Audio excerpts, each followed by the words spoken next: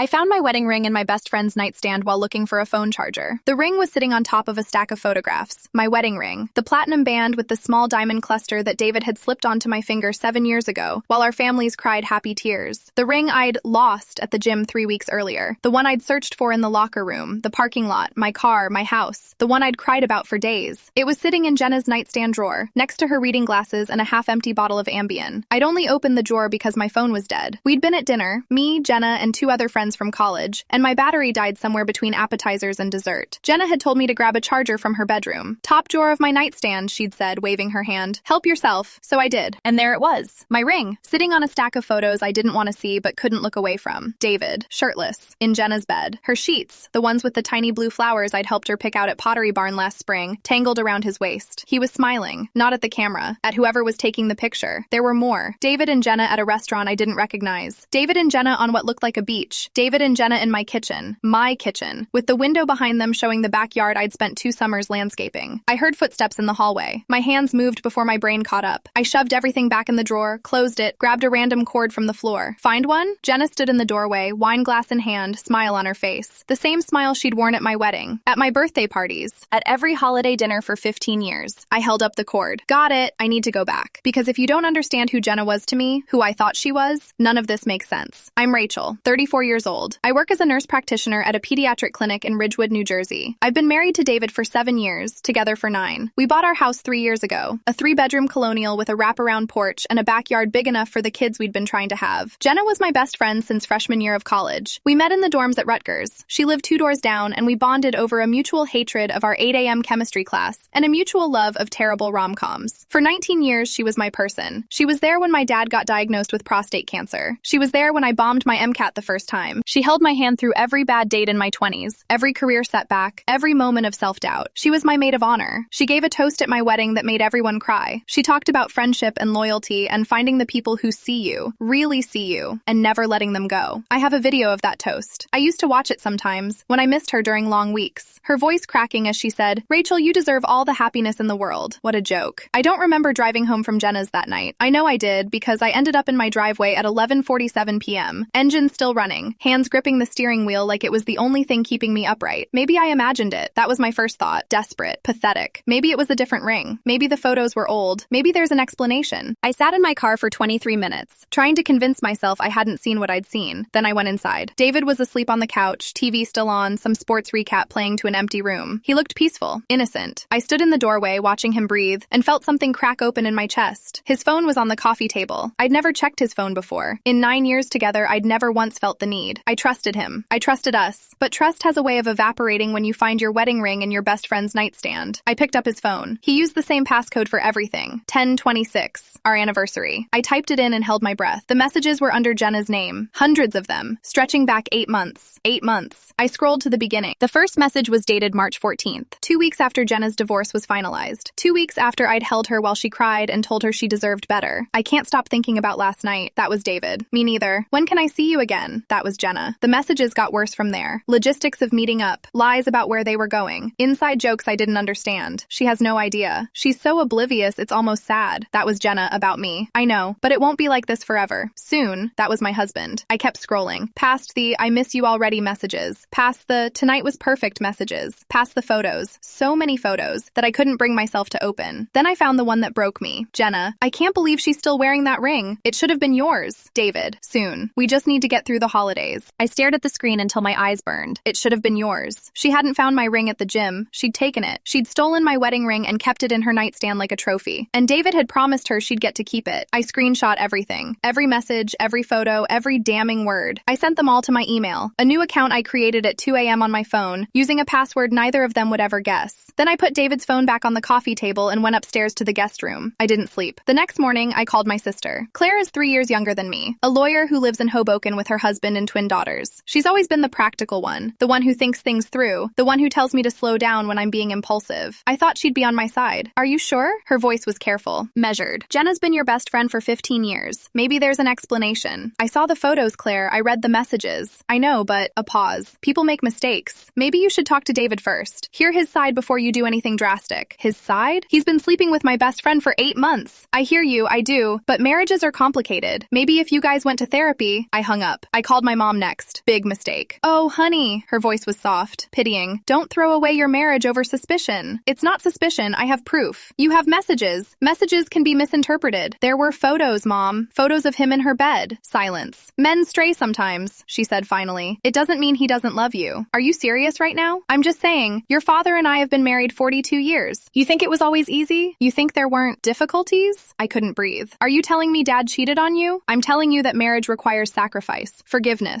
You don't walk away over one mistake. 8 months isn't a mistake. It's a choice he made every single day. Rachel, I hung up again. Even my coworker Michelle told me to slow down. We were in the break room at the clinic and I was trying to hold myself together between patients. I'd given her the short version. Found evidence, husband cheating, best friend involved. You've been stressed lately, Michelle said, stirring her coffee with an expression I couldn't read. With the house stuff and the fertility treatments and everything. Are you sure you're not reading into things? Reading into photos of my husband in her bed. I'm just saying, sometimes when we're anxious, we see patterns that aren't there. Michelle, I found my wedding ring in her nightstand. She told me she was at her sister's house last weekend, but I saw messages proving she was with David at a hotel in Atlantic City. Okay, but what? She shrugged. Maybe you should talk to someone, a therapist, before you blow up your whole life. For 4 days, I almost believed them. 4 days of second-guessing myself. 4 days of replaying every conversation, every interaction, every moment from the past 8 months, trying to find another explanation. Maybe the ring was a coincidence. Maybe David was helping Jenna through her divorce and it got complicated. Maybe if I just talk to him, we can work it out. I almost convinced myself to stay quiet, to give them both a chance to explain, to save my marriage, to save 15 years of friendship. Then I checked our bank account. I was looking for something else, a charge on the credit card I didn't recognize, when I noticed the transfer, $500, moved from our joint savings to an account I'd never seen before. I logged into our banking portal and scrolled through the history. There were more. $500 on September 12th, $750 on September 28th, $1,000 on October 5th, $800 on October 19th. Every week, sometimes twice a week. Small enough amounts that they didn't trigger any alerts, but consistent enough that they added up. I did the math. $12,000. $12,000 moved over 6 months into an account I had no access to. I called the bank. Spoke to a representative named Marcus, who sounded approximately 12 years old. Ma'am, I can see the account was opened in July. It's a joint account in the name of David Chen and Jennifer Morrison. Jennifer Morrison. Jenna. My husband had opened a bank account with my best friend and moved $12,000 into it without telling me. Our house savings. Gone. I hung up the phone. My hands stopped shaking, my jaw clenched. I was done being understanding. I called a lawyer that afternoon. Her name was Victoria Santos. 21 years of experience in family law. Partner at Santos and Wright in Bergen County. I found her through a Google search and a lot of frantic clicking. We met in her office the next day. First things first, Victoria said, sliding a legal pad across her desk. I need you to document everything. Screenshots aren't enough. We need to establish a clear timeline of the affair and the financial infidelity. Financial infidelity? Moving marital assets into a joint account with a third party without your knowledge or consent. In New Jersey, that's a serious issue in divorce proceedings. She leaned back in her chair. It shows not just betrayal, but planning, premeditation. So the money, if we can prove it was marital property moved without consent, you have a strong claim to recover it. Plus, it strengthens your position for asset division overall. She handed me a folder. Inside is a list of documents I need. Bank statements, tax returns, property records, investment accounts, everything going back at least 3 years. 3 years? I want to establish what your marital finances looked like before the affair started. That way, we can demonstrate exactly what was taken and when. I took the folder. What about the other part? The affair? Victoria's expression softened slightly. In New Jersey, adultery isn't technically illegal, but it can affect alimony determinations. More importantly, it establishes a pattern of deception that plays well with judges. And Jenna? Your friend can't be charged with anything criminal, but if she received marital assets, like, say, $12,000 or an expensive bracelet, we can potentially pursue recovery through civil action. She stood up, signaling the end of our meeting. One more thing, Rachel. Don't confront them yet. Don't let them know you're planning anything. The element of surprise is your greatest advantage right now. I nodded. How long? At least 2 weeks. Maybe longer. You need to gather everything. Let me file the initial paperwork and make sure your ducks are in a row. 2 weeks. I could do 2 weeks. Playing the perfect wife was the hardest acting job of my life. Every morning, I woke up next to David, smiled, kissed his cheek, asked about his day. Every evening, I made dinner, poured wine, listened to his stories about work like nothing was wrong. I texted Jenna about brunch plans, about a new restaurant in Montclair, about nothing at all. Can't wait to see you this weekend. I typed those words while staring at screenshots of her in my husband's arms. For 2 weeks, I gathered evidence. Bank statements going back to 2021, credit card records showing charges at hotels, restaurants, jewelry stores, property records for our house, investment account summaries. Victoria introduced me to a forensic accountant named Daniel Kim, 15 years of experience tracking hidden assets. He found more that I'd missed. Your husband's been moving money for longer than you realized, Daniel said, spreading documents across his desk. These charges here, restaurants in the city, Hotels in Atlantic City and the Poconos, they start about 10 months ago, before the formal transfers began. 10 months? The affair may have started earlier than the messages suggest, or at least the financial spending did. I stared at the numbers. 10 months. Almost a year of lies. Victoria also connected me with a therapist named Dr. Alicia Brennan, a clinical psychologist who specialized in trauma and betrayal. She wasn't part of the legal case, but Victoria suggested I might need support. What you're experiencing is a form of relational trauma, Dr. Brennan explained during our first session. The betrayal isn't just about the affair. It's about the systematic deception, the gaslighting, the way people you trusted minimized your concerns. My mom basically told me to forgive him. And how did that make you feel? Like I was crazy. Like my own family thought I should just accept it. Dr. Brennan nodded. You're not crazy, Rachel. You're having a completely rational response to an irrational situation. The people around you, they're not minimizing because they don't care. They're minimizing because the truth is uncomfortable. It's easier to tell you to forgive than to sit with the reality of what was done to you. I cried for 20 minutes. But when I left her office, I felt stronger. The dinner party was my idea. 2 weeks of pretending. 2 weeks of gathering evidence. 2 weeks of meetings with Victoria and Daniel and Dr. Brennan. I was ready. I want to host a small dinner party, I told David on a Thursday night. Just close friends and family. Something nice before the holidays. He looked up from his laptop, surprised. Really? You've been so tired lately, I figured. I want to do something special. I smiled. Celebrate what we have. His face softened. He looked almost guilty. That sounds great, babe. Who do you want to invite? Claire and Michael. My parents. Your brother. A few friends from work. I paused. And Jenna, obviously. Something flickered across his expression. There and gone. Yeah, he said. Obviously. The dinner was scheduled for Saturday, December 14th. 12 people. My dining room decorated with candles and fresh flowers. A 3-course meal I'd spent 2 days preparing. Victoria had filed the divorce papers earlier that week. They were sitting in my lawyer's office, ready to be served the moment I gave the signal. David thought we were celebrating our life together. He had no idea it was a funeral. The guests arrived between 6 and 6:30. Claire came first, with Michael and a bottle of wine. She hugged me tight, whispered, "I'm sorry," in my ear. She'd come around after I'd shown her the bank records, finally understood that this wasn't paranoia or stress or an overreaction. My parents arrived next. Mom wouldn't meet my eyes. We hadn't spoken much since our phone call. David's brother Kevin showed up alone. His wife was home with a sick kid. 2 of my coworkers. 2 of David's friends. And then Jenna. She walked through my front door at 6:42, wearing a green dress and a smile that didn't reach her eyes. And on her wrist, a gold bracelet with small diamond accents. I recognized it immediately. I'd helped David pick it out for our anniversary 4 months ago. We'd spent an hour at the jewelry store in Short Hills, debating between that one and a simpler design. He'd told me he returned it, said it wasn't quite right, that he'd find something better. But there it was, on Jenna's wrist. Dinner was surreal. I moved through the evening on autopilot, serving food, refilling glasses, making small talk. David sat at the head of the table, charming as always, telling stories that made everyone laugh. Jenna sat across from me, avoiding my gaze, picking at her salmon. At 8:47, after dessert had been served and coffee poured, I stood up. I clinked my glass. I want to thank everyone for coming, I said. It means so much to have the people I love in our home. David smiled at me, that warm, familiar smile I'd fallen in love with 9 years ago. I have an announcement. His smile widened. He reached for my hand. I stepped back. 8 months ago, I said, my husband started sleeping with my best friend. The room went silent. David's smile froze. His hand hung in the air. Rachel. I picked up my phone and connected it to the TV mounted above the fireplace. I have evidence. The screen lit up. First, the messages. I'd organized them chronologically, highlighted the worst parts. I can't stop thinking about last night. She has no idea. She's so oblivious it's almost sad. I can't believe she's still wearing that ring. It should have been yours. Soon. We just need to get through the holidays. Someone gasped. I think it was Kevin. Second, the photos. David and Jenna in her bed. David and Jenna at the restaurant. David and Jenna in my kitchen. My mother's wine glass slipped from her hand, shattering on the hardwood floor. Third, the bank records. Transfers highlighted in yellow. $12,000 total. Joint account. David Chen and Jennifer Morrison, circled in red. You moved $12,000 into an account with her name on it, I said, my voice steady. Our house savings. Gone. David stood up, face white as paper. Rachel, I can explain. You can explain why you stole from your own wife to fund an affair with her best friend? It's not like that. I pointed at Jenna. That bracelet she's wearing. You bought it for our anniversary. You told me you returned it. Every head in the room turned to Jenna. She stood up, chair scraping against the floor. This isn't, I can explain. Explain what? I held up my phone, showing the screenshot of the message about my ring. You stole my wedding ring. You wrote that it should have been yours. You've been sleeping with my husband, in your bed and in mine, for 8 months. Jenna's face crumpled. Rachel, please, don't. My voice was ice. Don't say my name. Don't apologize. Don't pretend we were ever friends. Silence. David took a step toward me. Can we talk about this privately, please? We're done talking. I looked at Jenna. So are we. Nobody moved. The room was frozen. 12 people staring at the wreckage of 3 lives displayed on a 55-inch screen. David's brother stared at the floor, jaw tight. Claire had tears running down her face, but she was nodding, proud. My mother sat motionless, shattered wine glass at her feet, face pale. Jenna grabbed her purse. She walked out without a word. David followed her. The front door slammed. I stood stood in my living room, surrounded by people who'd just witnessed the end of my marriage and felt nothing. Not rage, not sadness, not even relief, just empty. Claire was the first to move. She crossed the room and wrapped her arms around me. "I'm so proud of you," she whispered. Then Kevin, then my coworkers. One by one, they came to me, hugging me, telling me I was brave, telling me I deserved better. My mother stayed in her seat. Finally, when everyone else had gone to the kitchen to clean up or stepped outside for air, she stood. "Rachel," I didn't look at her. "I'm sorry." Her voice was small, broken. "I should have believed you.